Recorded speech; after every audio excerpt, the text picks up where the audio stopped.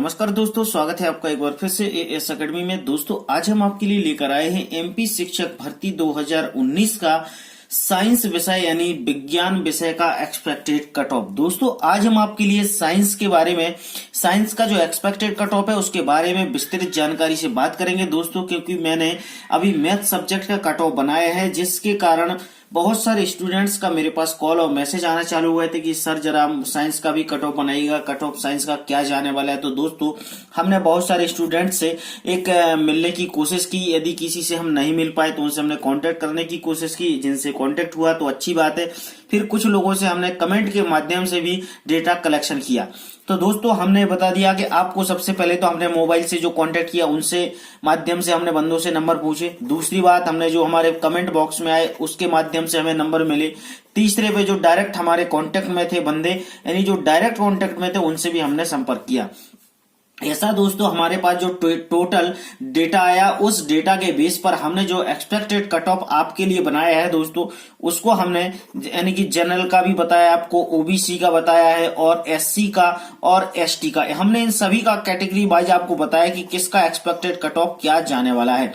तो दोस्तों देखिएगा, मैं आपको हमेशा बताता आया हूं कि बहुत सारे स्टूडेंट्स का जो कट ऑफ कम हो रहा है और बहुत सारे का ज्यादा हो रहा है। तो दोस्तों इसमें आपको परेशान होने की बात नहीं है, क्योंकि पहली बात तो देखिएगा अभी नॉर्मलाइजेशन होगा। यदि नॉर्मलाइजेशन होता है तो नॉर्मलाइजेशन में मान के चलिए आपके अंक किसी के ज्यादा होते हैं, किसी के कम होते हैं। तो ज्यादा और कम होने का रीजन दोस्तों एक ही होता है कि देखिएगा, यदि किसी की शिफ्ट का पेपर इजी है तो उसके नंबर जो है तो 2 या 3 नंबर कम हो जाते हैं, या किसी की शिफ्ट का जो पेपर हार्ड होता है दोस्तों, उसकी शिफ्ट के से 3 से 4 नंबर उसके ज्यादा हो जाते हैं। इतना फर्क आता है। और दोस्तों इस प्रकार की बात करेंगे कि यदि 2 या 3 नंबर का फर्क आता है तो हम उसमें क्या होता है, एक्चुअल में जो स्टूडेंट्स होते हैं उनको इक्वल लाने की एक बात कही जाती है कि सभी स्टूडेंट्स का लेवल एक इक्वल आ जाए। इक्वल होगा तो फिर हमके लिए समझने में आसानी होगी, ठीक है, कट ऑफ निकालने में आसानी होगी, उनके सिलेक्शन प्रोसेस में आसानी होगी, ठीक है। तो दोस्तों इस प्रकार की बात। और दोस्तों मैं आपको एक खास बात बता दूं कि जिन स्टूडेंट्स के नंबर कम हैं वो बिल्कुल घबराए ना उनको परेशान होने की आवश्यकता है। उनके लिए भी मौका गवर्नमेंट की तरफ से मिलेगा, और वो क्यों मिलेगा और कैसे मिलेगा वो मैं बता देता हूं। दोस्तों ध्यान रखना कि क्या है, एक्चुअल में बहुत सारे स्टूडेंट्स ऐसे हैं जिनके पास एक्चुअल में उन्होंने वर्ग 1 का एग्जाम दिया है। वर्ग 1 का यदि उन्होंने एग्जाम दिया है और वर्ग 1 में यदि उनका सिलेक्शन हो गया है तो दोस्तों वो वर्ग 2 में तो ज्वाइन नहीं करने वाले हैं, तो यहां से आपको पोस्ट खाली हो जाएगी। दूसरी बात यह है कि दोस्तों यदि बहुत सारे स्टूडेंट्स क्या है अनक्वालिफाइड हुए हैं, दूसरे स्टूडेंट्स बहुत सारे अनक्वालिफाइड हुए हैं। तीसरी बात क्या है, जो स्टूडेंट्स मतलब ऐसे हैं कि जिनके पास बीएड या डीएड है, उनकी रनिंग में चल रही है, और कुछ स्टूडेंट्स ऐसे जिनके पास डॉक्यूमेंट्स भी कई प्रकार के गलत तरीके से पाए जाने हैं, ठीक है। तो इस प्रकार से भी कट ऑफ कम जाएगा। और दोस्तों मैं आपको एक सजेशन दे दूं कि यदि देखिएगा जो वर्ग 2 में वैकेंसी अभी टोटल 5000 वैकेंसी है दोस्तों, टोटल 10,000 थी। 5,000 तो वो SC ST अनुसूचित जनजाति की जोड़ दी तो इसलिए 10,000 कर दी।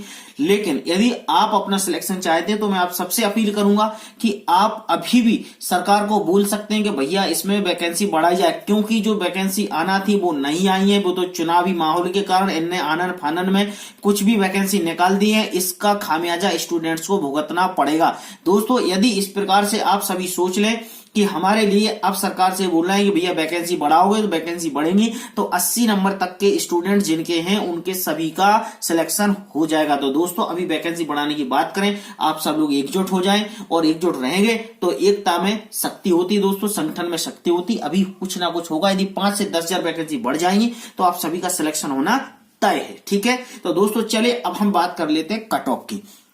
ये दोस्तों कट ऑफ आपका क्या जाने वाला है। लेकिन दोस्तों यदि आप सभी लोग सरकार पे ये बात जरूर कीजिएगा भैया वैकेंसी बढ़ाएं, क्योंकि वैकेंसी निकाली ही नहीं है।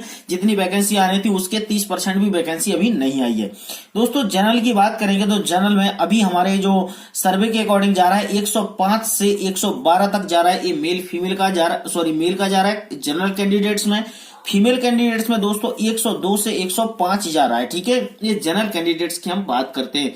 ओबीसी कैंडिडेट्स की बात करेंगे तो दोस्तों ओबीसी कैंडिडेट्स में मेल में 95 से 103 यानी 103 जा रहा है, और दोस्तों फीमेल कैंडिडेट्स में 90 से 95 जा रहा है। ठीक है, ये आपका ओबीसी और जनरल कैंडिडेट का हो गया। अब एससी की बात करेंगे तो एससी में दोस्तों 85 से 89 जा रहा है, और 80 से 85 जाएगा इधर पे फीमेल कैंडिडेट्स में, यानी कि मेल का 80 से 89 जाएगा और फीमेल में 80 से 85 जाएगा।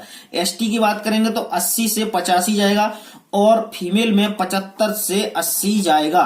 ये दोस्तों इनका फाइनल कट ऑफ है। तो दोस्तों मैंने बता दिया कि यदि आपको अपना सिलेक्शन चाहिए तो आप अपने साथियों को एकजुट करें और सरकार से बोलें कि इसमें वैकेंसी बढ़ाएं। दोस्तों यदि वैकेंसी बढ़ती है तो आपके चांसेस हैं, इसलिए दोस्तों आप परेशान ना होइएगा और आपका कट ऑफ जो है एक्सपेक्टेड इतना ही रहेगा।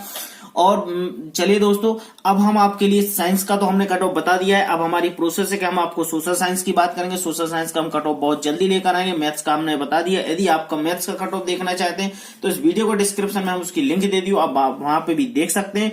तो चलिए दोस्तों, मिलता हूं नेक्स्ट वीडियो में नेक्स्ट टॉपिक के साथ। जब तक के लिए नमस्कार, अपना बहुत ख्याल रखिएगा और चैनल पर न्यू है तो चैनल को सब्सक्राइब कर लीजिए और वीडियो को लाइक और अधिक से अधिक शेयर कर दीजिएगा।